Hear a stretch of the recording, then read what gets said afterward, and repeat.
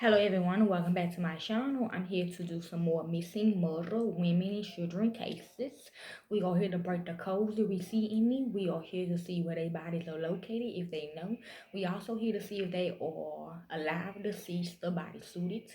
Y'all should already know who the individuals are that's involved in this, which is the KKK, white supremacists, serial killers, and fake Black Panthers. Okay, let's begin. We're talking about a young child named Shanta. Shanta Marie Johnson, 3, believed to have been abused and murdered by foster parents. She said yes, she was. She did say Albert Fisher as well, but also the KKK that adopted her, which you know. Okay, so let's begin. There's a somber way to open an article about a case. But the fact remains investigators believe that 3-year-old Shanta Marie Johnson was murdered because Albert Fisher is the fake Santa Claus in the circle. Okay, they Santa Claus, okay? But to us, okay. Was murdered. The toddler went back in 1992 while out with her foster mother, Susan Marie Johnson, Gina's sister. And while there is circumstantial evidence leading detectives to the conclusion that Shanta is no longer with us, there hasn't been any arrests made in connection to her case. A lot of people is involved in this. Um, she is deceased. Okay, I don't know where they got her body. Okay, they saying. Um, Shanta Marie Johnson had a rough life from the onset. Her biological mother was a drug user. She saying no. Even throughout her pregnancy with Shanta, at birth the little girl tested positive for cocaine, and the infant became a ward off the state. Okay, when they say you're a drug loser or something like that, that means you're part of the Black Panther or you were there back in the day. You know what's going on. Okay, I'm here in Black Panther. Okay, her mother was a part of the Black Panther. By 1992, her mother was serving out a sentence for a drug conviction, and Shanta was living with her foster mother, Susan Marie Johnson, in South Carolina. According to Susan, it was July the 19th, 1992, when she was at the Barrel Cliff Mall in Myrtle Beach, South Carolina, with Shanta in tow. Susan claims that while shopping at Kmart, Shanta mysteriously disappeared around 3:30 p.m. Also, the foster parents, they are the cocaine, okay? They eat cocaine, okay? Um, while browsing the toy section, police would later comb through Kmart surveillance footage but couldn't find anything that showed that Shanta was ever in the store. Susan reportedly seen entering Kmart by herself. She sang down here in Texarkana when we had that Kmart, okay? Um, they deleted the evidence from the camera, okay?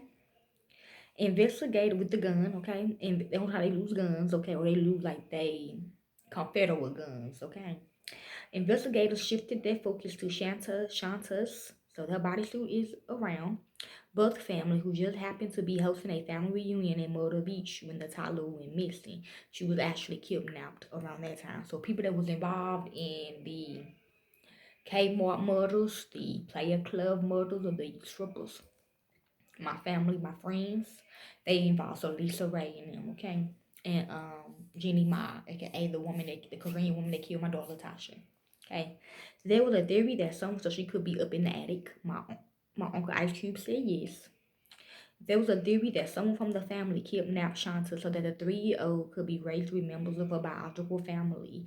Yes, Lisa Ray was part of that family, okay? Not like that though, but like she said she needed help type shit, like that. That's why we see Black Panther with her mother want me to tell y'all. She right here.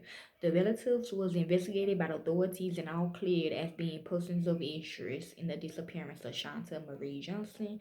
That's ransom talk.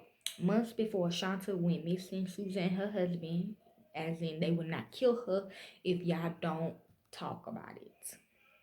Susan and her husband, Willie Johnson, was being investigated. I'm hearing really news. It's unclear what led to her hospital visit, but a nurse reportedly told the Department of Social Services that Shanta had particular marks on her body that may have suggested that she was being abused. How they can tell you got marks on your body? They can lose a pendulum. Okay, they can look in the book. Okay. The nurse also reportedly noted that the 3-year-old would exhibit behaviors of fear. Yes, of Lisa Ray. She would have a nightmare. She would hear voices in her ear. Shanta's babysitter, which is Lisa Ray, was a babysitter, also told authorities that she personally saw burn marks on the toddler's behind. That she did. Lisa Ray did that. Susan excused the marks by telling the babysitter that it was a sunburn, but little Susan didn't down in the KKK. She didn't really want her to die though, but she did have marks on her. She did have bones on her, so that means you have to die, or else you're gonna be charged and all that stuff like that. The little Shanta told her babysitter that Susan burned her with hot grease. 3 years after Shanta Marie Johnson reported missing, Susan Marie Johnson was charged with abuse. See, whatever came of that charge hasn't been made public. She was still alive. Shanta wasn't the only child in Susan and Riley's care. Her younger brother was also in the Johnson household, and the foster parents was reportedly petitioning to legally adopt the siblings.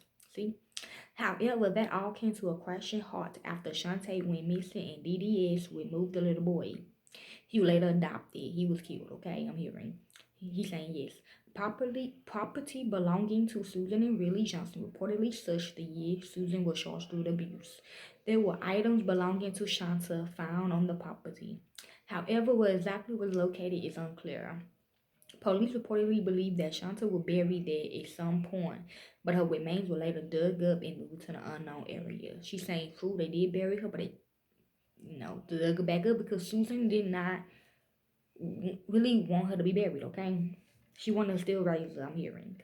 At the time of her disappearance, Shanta was described as being 3 feet tall and 44 pounds. She had black, dark brown hair and brown eyes. Her birth name was Shantae Reed. Additionally, in 1992, Shanta reportedly classified as a special needs child and may have exhibited mental, emotional, or medical issues as she aged. She's saying yes. They saying yes. She was last seen wearing a navy blue t-shirt with a picture of Mickey Mouse on it, white shorts, and white sneakers that had blue trim with rabbit images. Yeah, that's a shot to me. Shanta will be 31 years old at the time of this publication. Anyone with information is able to contact the Horry County Police Department at 843-915-5350 or their local authorities. Please share this story of Shanta Marie Johnson to reignite the investigation into her disappearance. She is our sister and her life matters. So if y'all want to help with this case, y'all can. I don't do it for the fame and the money. I do because it's what I love to do. On side note, I did accept the job, okay? I'm out. Peace.